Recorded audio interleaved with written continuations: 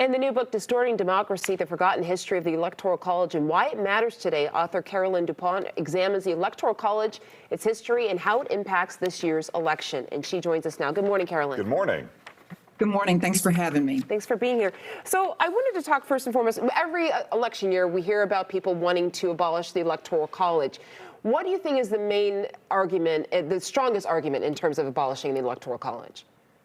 Well, simply that it doesn't make us all equal when we show up at the ballot box.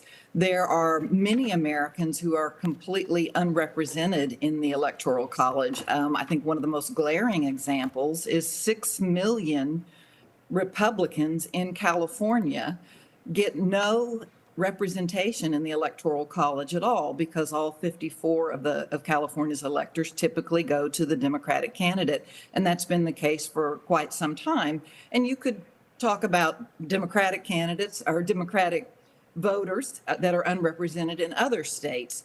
So it leaves many of us powerless in the presidential election. It seems to be happening more frequently in recent history where the popular vote does not win the election. Is that true? And is there a reason that it seems to be happening more so in recent history? Yes, well, it's definitely true that it's happening more in recent history. So it's happened twice in the last 25 years. It had not happened since 1888. So for a long time, the Electoral College only seemed to magnify the results of the popular vote. But that's changed.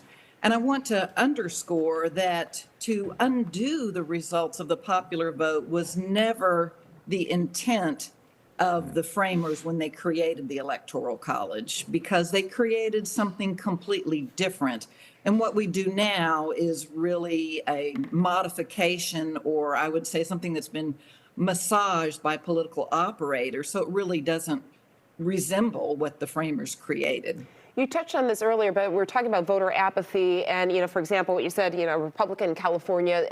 Do you think that there is a solid argument there to say, hey, my vote doesn't really matter. Why would I go and vote? Because we do hear this a lot, especially from people of the younger generation saying, I wouldn't bother voting because I already know my state is a blue state or my state is a red state.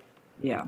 So, yes, people do say that. And on the one hand, it's true. Now, I want to, encourage everyone to vote in this election, because I think voting is a great habit and it helps us think about our investment in our republic. But it is absolutely true. I live in Kentucky, and whether or not I show up or anyone in my neighborhood shows up to vote, Kentucky's going to have 8 electors, and that has nothing to do with turnout. And so this is another problem with the Electoral College, is that it simply doesn't reward turnout and doesn't reward any expansion or doesn't penalize any contraction of the electorate. Yeah, I don't think the founding fathers, they felt like the future should make their own decisions regardless of what they say, and they provided a vehicle for that. Is there bipartisan support to change this? Do you see that happening in the near future?